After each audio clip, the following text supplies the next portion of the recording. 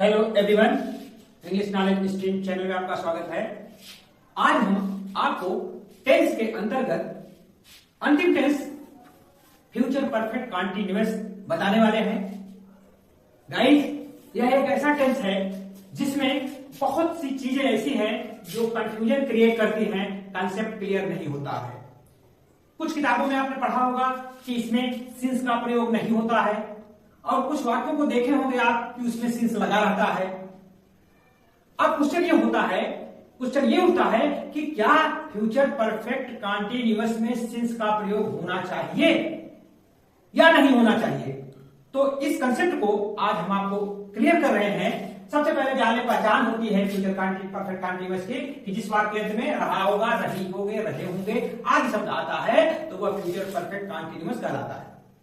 और इसका जो सिंपल सा रूल है कि आई भी सब्जेक्ट रहेगा तो शायद है बीन, और क्रिया में आई नहीं रहेगी, कर्म रहेगा, फिर सिंस, फ्रॉम, फॉर।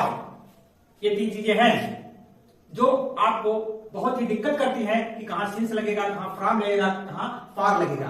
तो इसको लगाते हैं, फिर उसके बाद समय दिया जाता है इसमें। तो आप पहचान देख सकते हैं। मैं एग्जाम्पल के माध्यम से आज आपके इस कंसेप्ट को हम क्लियर करेंगे। तो सबसे पहले देखिए, जैसे कल वह सुबह से खेल रहा होगा। ध्यान दीजिए, सिंस जो होता है हमेशा बीती हुई बात यानी बीते हुए समय को दर्शाता है। फ्यूचर को कभी नहीं सिंस बताता है। सिंस हमेशा होता है, इसका मतलब होता है पास्ट, बीत गई जो चीज है वो पास्ट की ओर इंडिकेट करता है। आपने प्रेजेंट परफेक्ट कंटीन्यूअस पढ़ा, पास्ट परफेक्ट कंटीन्यूअस पढ़ा, तो उसमें 2 घंटे से खेल रहा है यानी बीत गया है। 2 घंटे से खेल रहा था, वो बीत गया है। और 2 बजे से खेल रहा था, वहां सिंस प्रयोग करेंगे तो वो भी बीत गया रहता है। तो यानी ये सिंस पास्ट दर्शाता है। और ये फ्रॉम है ये फ्यूचर दर्शाता है।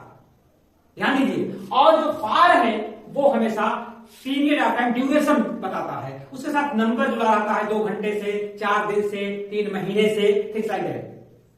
अब इस एग्जाम्पल्स के माध्यम हम आपको बता रहे हैं कि कल वह सुबह से खेल रहा होगा। अब तुम्हारा चाहे पहले कर दो चाहे बाद में कर दो। तो he will have been playing. अब यहां बात उठती है कि हम यहां सिंस प्रयोग करें कि फ्रॉम प्रयोग करें। अब आप समझने की बात है, यहां समझिए कि वह कल सुबह से खेल रहा होगा यानी कल टुमारो है, तो ये जो से आ रहा है ये फ्यूचर का आ रहा है। तो इसमें हमेशा फ्यूचर परफेक्ट कंटीन्यूअस में हम सिंस का प्रयोग नहीं करते हैं। तो जब फ्यूचर की बात आती है तो सुबह जो है ये सुबह से, ये से जो आ रहा है ये से आ रहा है फ्यूचर के लिए, नॉट फॉर पास्ट के लिए नहीं आ रहा है। अब जब ये सिंस जो दिखाता है ये दिखाता है पास्ट को, तो यहां पर हम लिखेंगे he will have been playing from morning tomorrow. तो ये टुमारो पहले भी लिख सकते हैं क्योंकि कल के बाद कामा है, तो चाहे पहले लिखिए चाहे बाद में लिखिए। अब आप देखिए यहां फ्यूचर की बात थी और फ्यूचर में हमने सिंस का प्रयोग नहीं किया। अब कुछ वाक्यों में फ्यूचर होते हुए जो पास्ट को दर्शाता है, फ्यूचर की घटना रहती है लेकिन उसमें जो से आ रहा है पास्ट दिखा रहा है। अब आप ध्यान दीजिए, वह सुबह से खेल रहा होगा यानी सुबह से जो खेल रहा है तो यानी वो बीत गया है, सुबह से खेल रहा होगा। और बात इस समय की आप कर रहे हैं, तो यहां जो सुबह से आ रहा है ये क्या दिखा रहा है, पास्ट दिखा रहा है। तो इस तरह इसमें अगर पास्ट इंडिकेट कर रहा है तब आपको यहां सिंस का प्रयोग करना पड़ेगा, क्योंकि यह सुबह से खेल रहा है यानी सुबह बीत गई, इस समय अभी खेल रहा है यानी सुबह से खेल रहा है, वो सुबह पास्ट हो गई।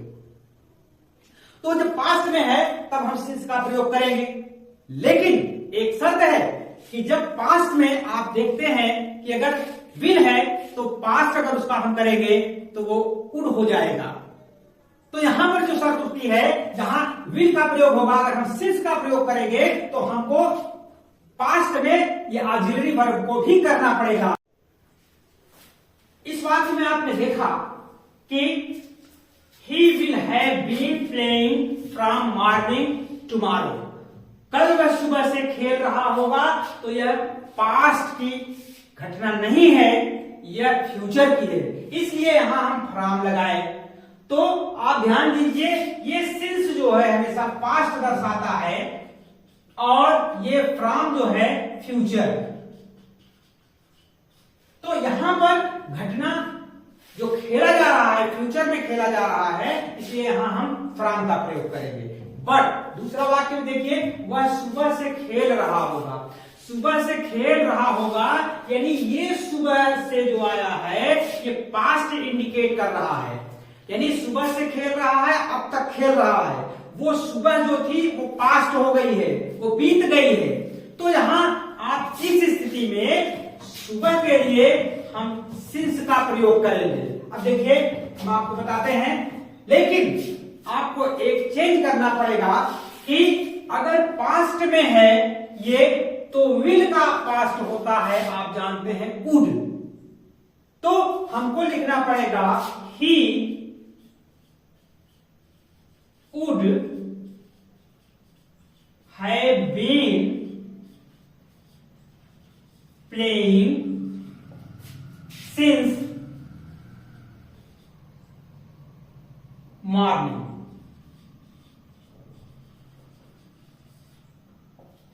अब देखिए पास्ट की घटना है ये, तो यहां विल का वुड हो गया, ये भी पास्ट में हो गया, और यहां सिंस का प्रयोग हो गया।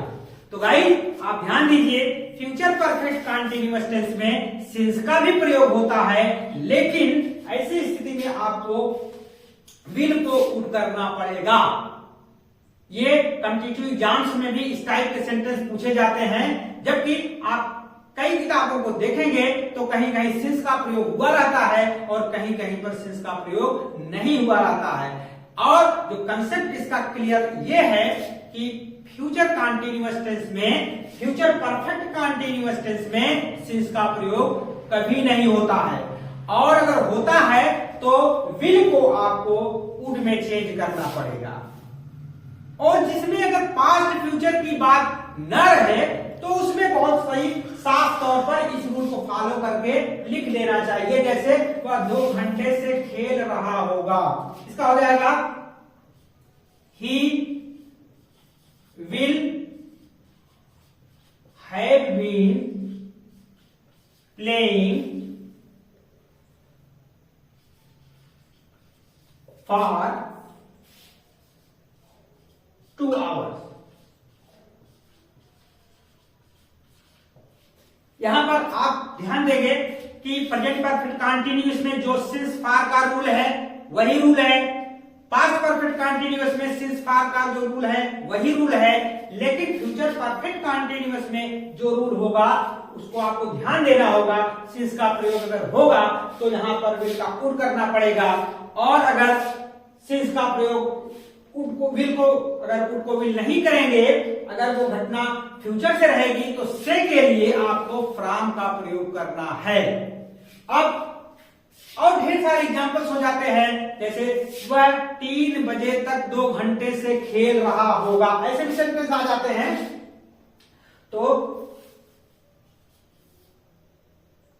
3 बजे तक वह 2 घंटे से, या 3 बजे तक वह 2 घंटे से खेल रहा होगा।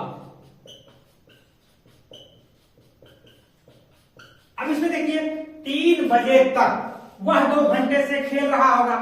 अब ये यहां पर 3 बजे तक, यानी 3 बजे तक वह 2 घंटा खेल चुका होगा, तो इसको ऐसे ही लिख सकते हैं,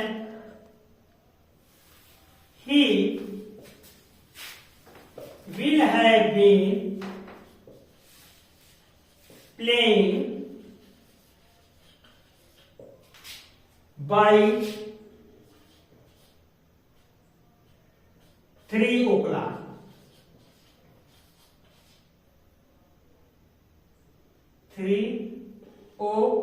o'clock। तो यहां पर बाई का प्रयोग कर देंगे। यहां पर हम 3 बजे तक के लिए by 3 o'clock, he will have been playing by 3 o'clock। अगले महीने तक वह दिल्ली पहुंच रहा होगा। अगर ऐसा सेंटेंस आ जाता है तो बाई द नेक्स्ट टाइम, अगले महीने तक के लिए बाई का प्रयोग कर देते हैं। तो गाइस ये अफर्मेटिव सेंटेंस के अंतर्गत ये रूल्स हैं जो आप अच्छी तरह समझ लें। आपका सिंस, फॉर, फ्रॉम का कंसेप्ट क्लियर हो जा रहा है। हम आपको निगेटिव की चर्चा कर लेते हैं। आप बने रहिए चैनल पर, हम आपको क्लियर करते हैं इसको और निगेटिव भी हम आपको बता देते हैं। इसमें फ्यूचर परफेक्ट कंटीन्यूअस में जो निगेटिव सेंटेंस है उसमें केवल नॉट को आपको ऐड करना है। नॉट विल या शैल के बाद नॉट लगा देंगे, बाकी सारा रूल वही रहेगा।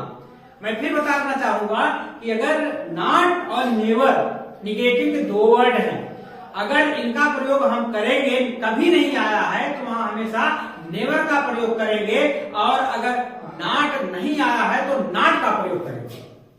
तो जैसे एग्जाम्पल लेते हैं,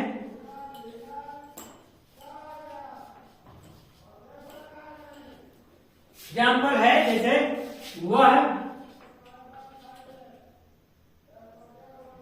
एक सप्ताह से भोजन नहीं पका रही होगी।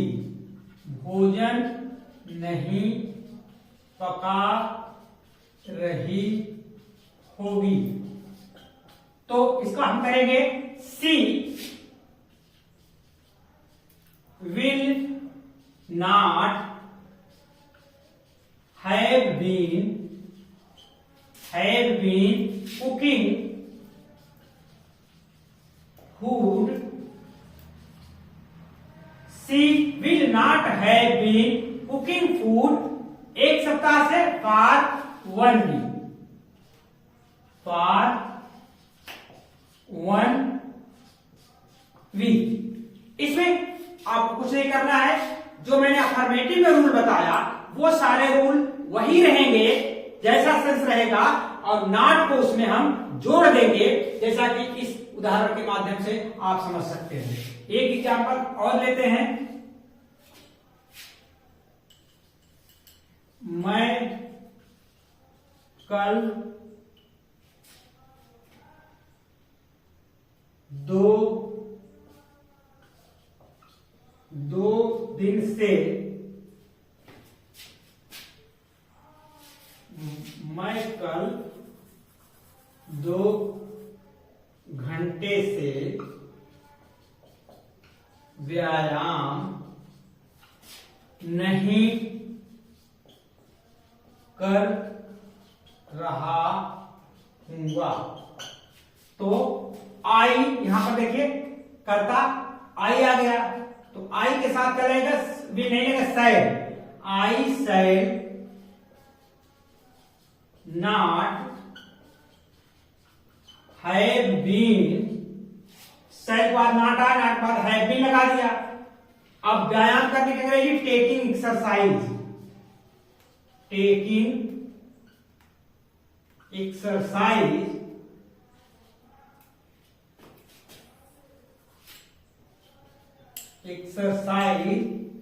For 2 hours। तो देखिए आप इसमें आई गया शैल आया, शैल के बाद नॉट लग गया हैव बीन। तो इस तरह से निगेटिव सेंटेंस में हम केवल नॉट को अथवा नेवर को ऐड कर देते हैं, बाकी सारे रूल्स और जितने रेगुलेशंस हैं वही रहेंगे। तो ये आपका मैंने आज फ्यूचर परफेक्ट कंटीन्यूअस टेंस के अंतर्गत अफर्मेटिव और नेगेटिव सेंटेंस को क्लियर किया। आप इसको अच्छी तरह से देख लें, इसमें बहुत बारीक चीजें बताई गई हैं। आप बने रहिए इंग्लिश नॉलेज स्ट्रीम चैनल के साथ, देखते रहिए। नए हैं तो सब्सक्राइब करिए, लाइक करिए, शेयर करिए। Thank you for watching this video.